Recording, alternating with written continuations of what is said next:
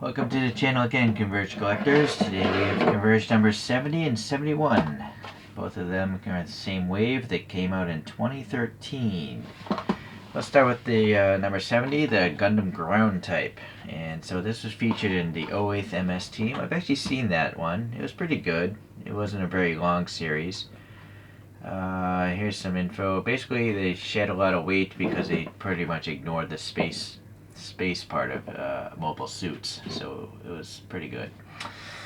Alright, I actually built a high-grade model kit of this a long time ago, maybe 10 years ago, and then I sold it off. Oh, let's continue looking at this box. So the basic stats here: 18 meters, 52 tons. It's actually pretty heavy.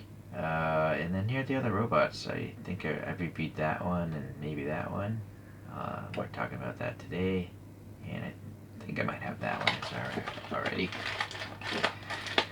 So 2013. Let's see how old the gum is in this. Oh boy. Oh my gosh. That is just nasty. Wow. I find that gum stuff entertaining. It's so gross. Unfortunately, because this is within the first 20 waves of Converge, it has these silly foot stands, which are a complete waste of plastic. It's nice to know that Bandai now is starting to care more about the plastics they use. Like they have the Limex and now a new plastic with some tea leaves in it.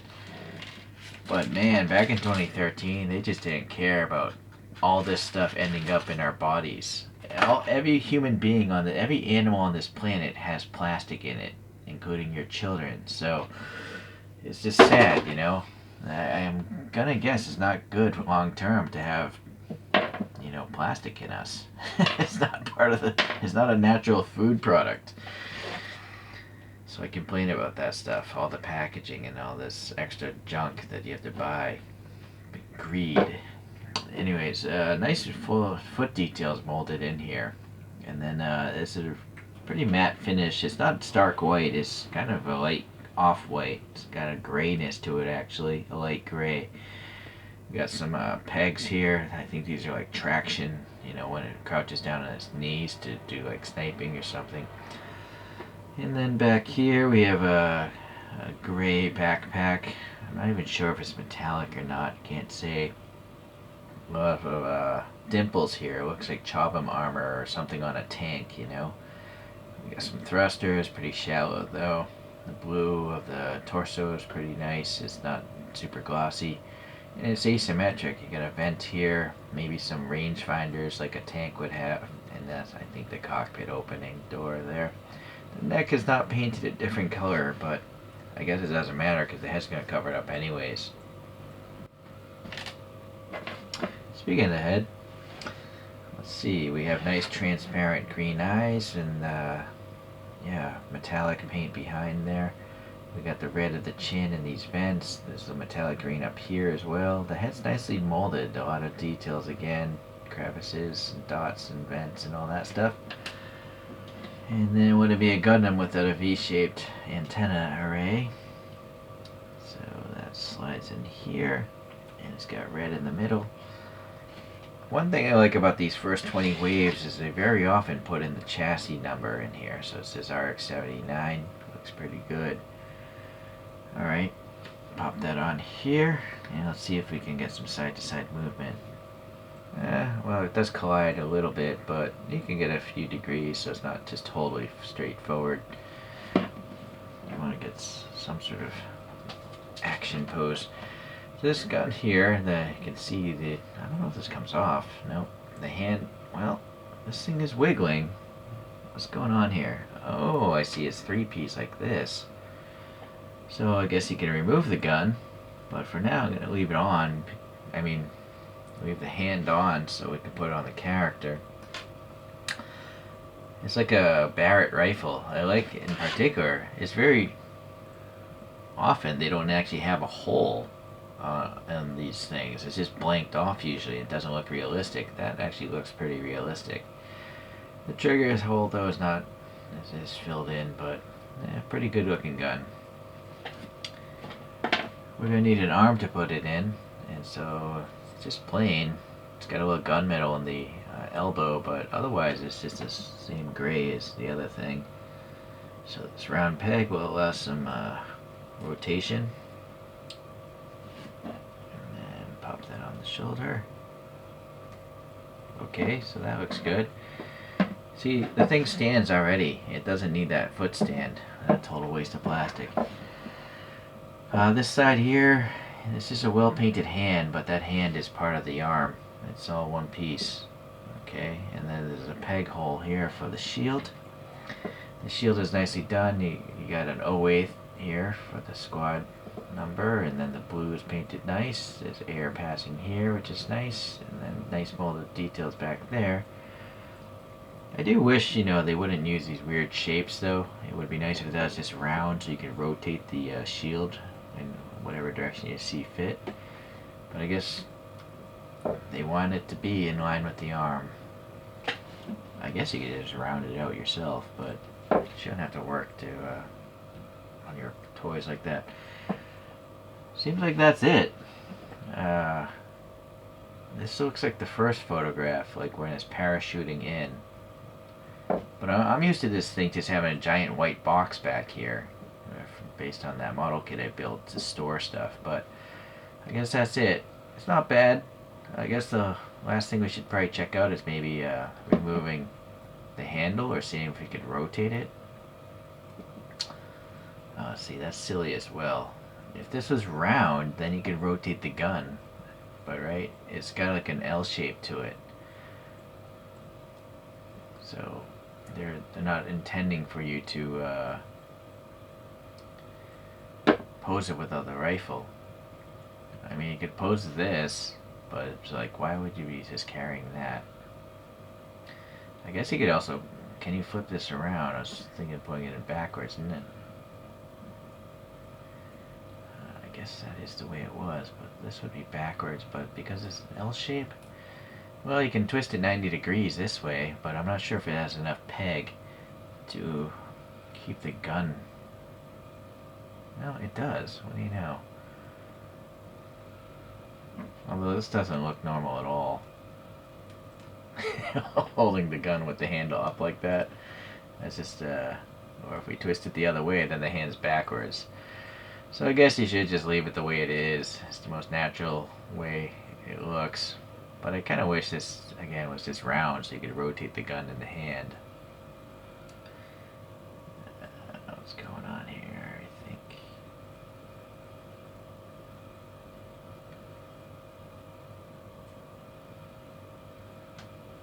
For some reason that's not going in.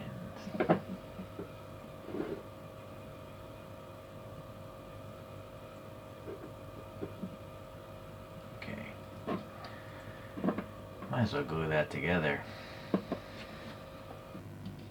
So Gundam F91 started its own series. I haven't seen this series. It hasn't been on Gundam Info yet, at least when I started caring about Gundams. Reading through this, it says it's smaller than usual, which it is, 15 meters or so. It weighs only 20 tons. So there's a long blurb on this thing. You can pause that, but it's so long. I stopped reading after the first paragraph. Okay.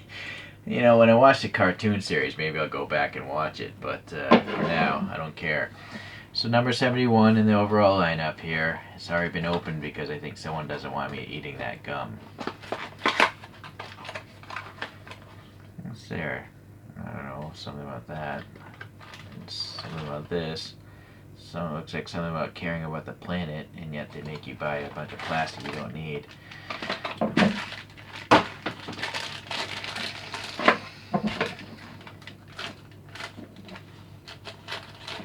This is off-white as well. It's not like a stark white, I'd imagine. Just looking at these images back here, it looks like it's a stark white, but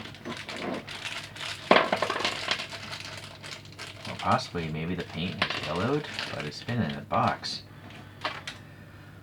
Alright, so that goes in the trash, sadly. This is just waste. It's gonna end up in the ocean, probably. Oh boy, this is gross. Something did go wrong here. It's like I gotta clean that off with water. That looks like mold. That's dangerous. I see some weird stuff collecting toys. Anyways, I gave it a good wash with a toothbrush and soap. Interesting foot details there. Never seen that before. And then this body is, yeah, an off-white. Decent enough details. Some funky vents there. Some panel lines and divots and stuff.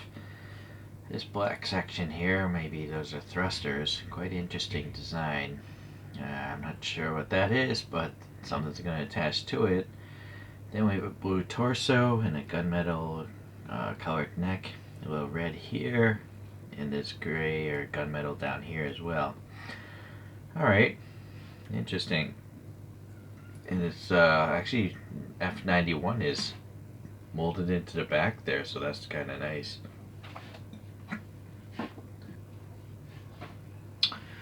So looking at this arm, still a little wet from cleaning it, but there's some vent details up in the shoulder, or maybe the thrusters.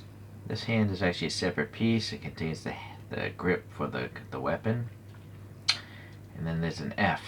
Okay, round peg hole there.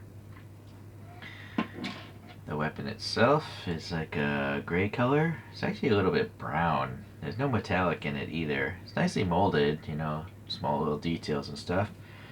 And I guess this just goes on like this. Might want to glue that in place because you're not going to pose that hand without the gun, right? Then over here we have a 91, and this hand is just molded into the forearm. Okay, it's a little, that same color, this dark brown color is part of the elbow as well as that hand, so interesting color scheme. Alright, doesn't collide with anything, so that's good. Then we have these verniers or binders, I'm not sure what they are, some sort of thrusters I'm assuming, so a little warped there. There's a shape to it. This one has an L shape, so I think this one goes like here. No, maybe it goes on this side. Pretty nice tight fit there.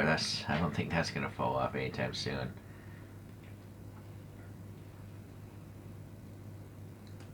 Alright, yeah, that's a nice long peg, so that's good. And then yeah, we got some venting at the top of them, and something there. I'm assuming they're thrusters, or maybe they're weapons. I'm not sure. Maybe they loop around up front, and they're guns. Oh yeah, look at the images. I think that's what they are. Okay. Good thing I bring up those images. So there's a nice blue paint up here. Looks metallic, and then blue eyes. That's a rarity in the Gundam universe, it seems. I don't see too many of my figures with blue eyes. There's some metallic silver on the backside surface, and maybe those are guns. Red on the chin. Okay, interesting, good enough. Then we have the antenna. Be mindful, this is rigid plastic. It will break if it, you know, falls from a good distance. There's a 91 molded in here, so that's nice. I guess that's an F, but the red paint's filling it in quite a bit. Let's see how tight this peg is.